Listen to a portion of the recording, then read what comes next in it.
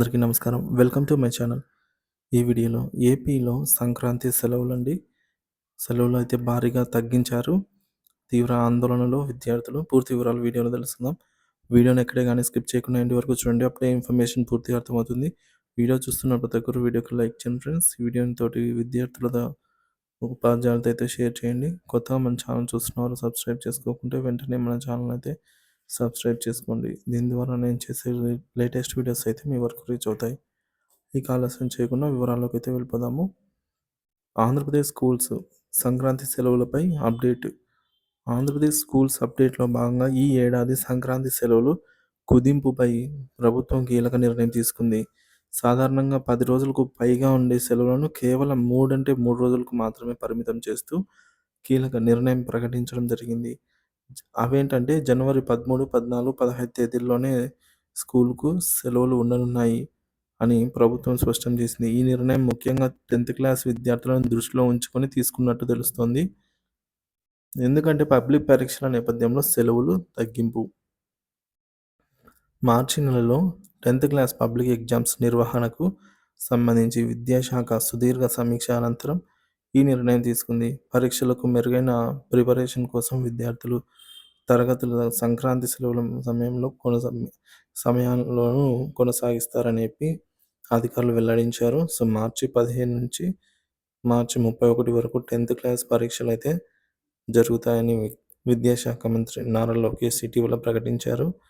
So రోజు రోజు విడిచి రోజు అంటే 2 డేస్‌కి ఒక ఎగ్జామ్ చొప్పున నిర్వహించడం ద్వారా విద్యార్థులకు ఒత్తిడి తగ్గిస్తూ మంచి ప్రదర్శనకు అవకాశం అంటే ప్రిపరేషన్‌కి అవకాశం ఉంటుందని ప్రభుత్వం భావిస్తుంది.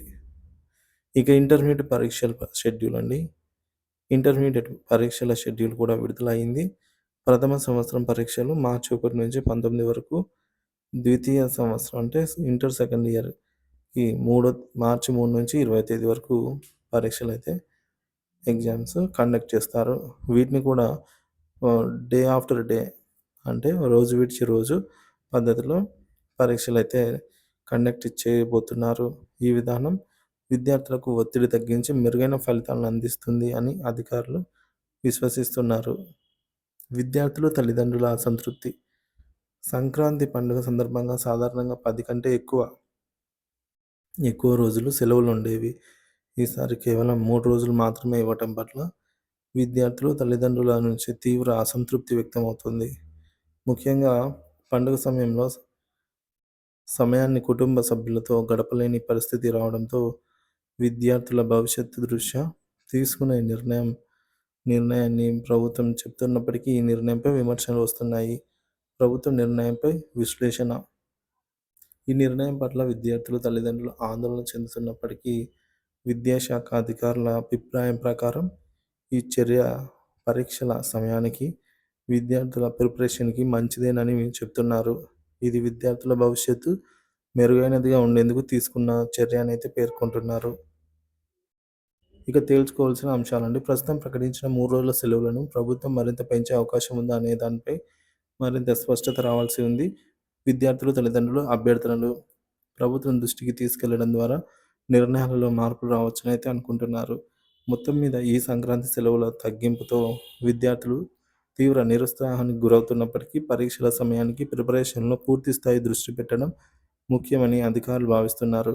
ఆంధ్రప్రదేశ్ విద్యారంగంలో జరిగే మరిన్ని మార్పులపై అయితే మున్ముందు అప్డేట్స్ అయితే మన ఛానల్ ద్వారా అందిస్తాను.